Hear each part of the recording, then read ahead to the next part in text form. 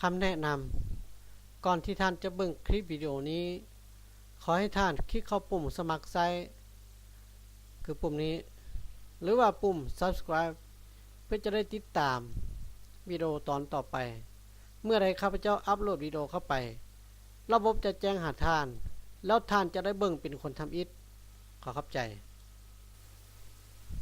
สบายดีมื้อนี้มาพบกับข้าพเจ้าตามเคยเนาะ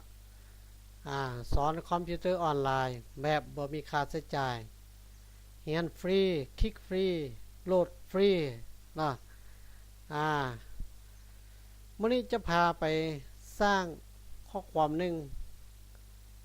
ที่เฮาเคยพบเห็นอยู่ในคอมพิวเตอร์เวลาที่เฮากำลังติดตั้งหรือกำลังค้นหากำลังเปิดโปรแกรมเปิดหาข้อมูลต่างๆแล้วระบบกำลังเฮ็ดเวียกอยู่มันจะบอกว่าคือตัวนี้เนาะมันจะบอกว่ากำลังโหลดหรือภาษาอังกฤษจะบอกว่า loading นะหมายความว่าระบบกำลังเฮ็ดเวียกอยู่ให้รอท่าเนาะซึ่งเทคนิคในการสร้าง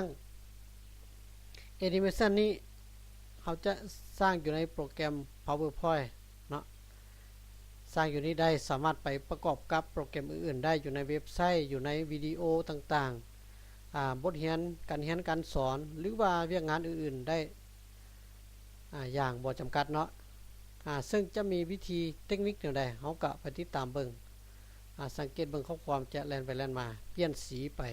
เรื่อยๆเนาะก็เป็นศิลปะนึงที่งามๆข้าพเจ้าจะพาไปลองสร้างเบิ่งว่าจะมีขั้นตอนแนวใดเนาะเฮาลองไปติดตามกันเบิ่ง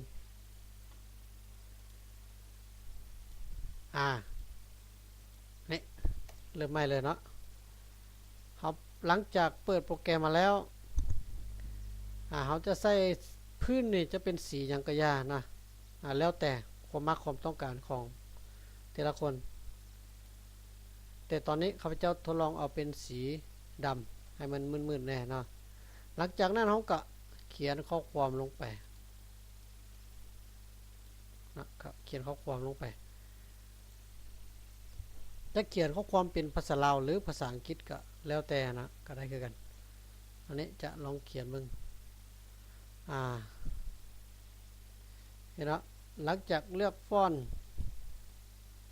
ในลักษณะนี้นี่เราจะเลือกฟอนต์เอาเข้มแดงนะเราก็เลือกให้เป็น B ขนาดของฟอนต์แล้วก็สีของข้อความเฮาเนาะเลือกตามต้องการเลยข้อความนี้ก็จะให้เป็นเอาใหญ่แน่ประมาณ100 pg เนาะแล้วก็ติ๊กเป็นตัวเข้มแล้วก็เขียนลงไปสีนี้จะเลือกให้เป็นสีฟ้าอ่อนนี่นะ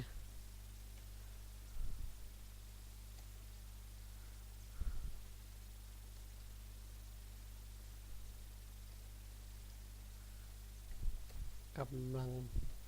โหลดแบบนี้เนาะปรับข้อความตามต้องการ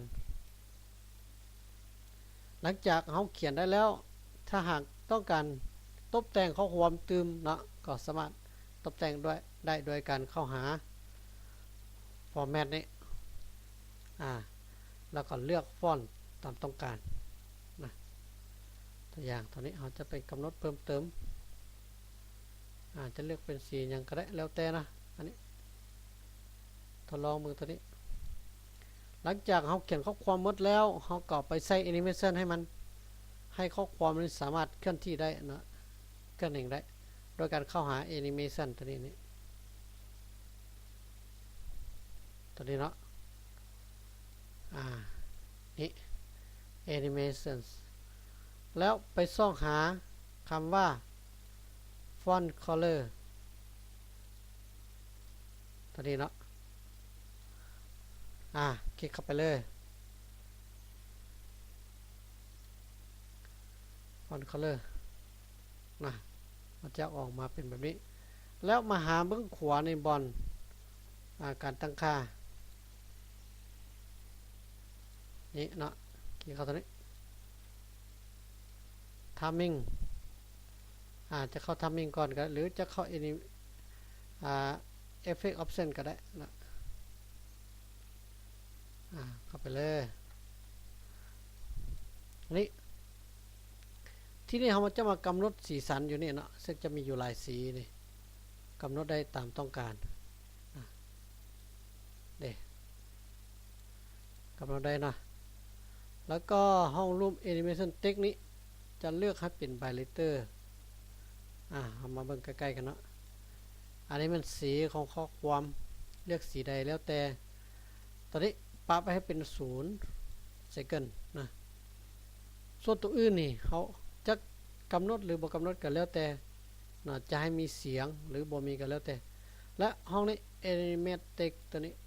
ข้าพเจ้าเลือกให้เป็น highlighter หมายความว่าเวลามันแล่นให้มันแล่นไปเท่าละตัวหนังสือเท่าละตัวอักษรนะกำหนดเมิดแล้วก็คลิกโอเคแต่ตอนนี้เราย้ายมาหาห้อง timing นี้นะมากำหนดอยู่นี่ต่อที่ห้อง start นี้เอานี้แล้วก็เวลานะในห้อง start นี้เขาจะเลือกเอา after previous คือหลังจากระบบเปิดปั๊บเลยให้ข้อความนี้เริ่มเฮ็ดเวียกนะและที่ห้อง duration นี้ให้เป็น slow หรือ3วินาทีนะต่อมาห้องสุดท้ายคือห้อง repeat นี้ซ้ำคืนย้ำคืนนี้นะจะติ๊กเอา until next click นะเบิ่งใกล้ๆนะห้อง start นี้เลือกให้เป็น after previous duration เวลานี่ให้เป็น3วินาทีนะ repeat นี่ให้เป็นจนกว่าเราจะเลื่อนไปใส่หน้าใหม่หรือเราจะใส่เมาส์คลิกมาหนึ่งนะมันจึงสิหยุดแล้วก็ห้องต่อมาก็บ่ได้กำหนดอย่างนะก็เท่านี้แล้วก็คลิกโอเคไปวันนี้เราลองมาเปิดเบิ่งนะปั๊บเห็นปะเราจะได้แล้วข้อความจะแล่นกันที่นะมันจะบอกว่ากำลังโหลดนะให้รอท่ากำลังโหลดระบบกำลังโหลดกำลังเฮ็ดเวียกอยู่อย่าเฝ้าเฮ็ดในอื่นเถื่อนะเวลาเฮาลงโปรแกรมเนาะดาวน์โหลดอันใดมันจะนี้ตัวนี้เนาะอยู่ในระบบคอมพิวเตอร์เนาะหลังจากเฮ็ดได้แล้วเฮาสามารถเอาข้อความนี้ไปประกอบกับเวียกงานตัวอื่นเนาะคือเฮาสร้างเว็บไซต์ตัดต่อวิดีโอหรือเป็นงานนำเสนอหยังก็ได้หมดเลยเนาะก็มีเท่านี้เนาะสำหรับการสร้างข้อความงามๆกำลังโหลดนะขอขอบใจทุกคนที่ติดตามชมก็ลองเอาไปใช้เอาเข้าในเวียกงานตัวจริงเบิ่งเนาะสำหรับผู้ที่สนใจก็ลองเอาไปทดลองเบิ่งถ้าหากมีอันใดที่ยังบ่เข้าใจก็ให้เขียนข้อความหาข้าพเจ้าก็ได้เนาะขอขอบใจ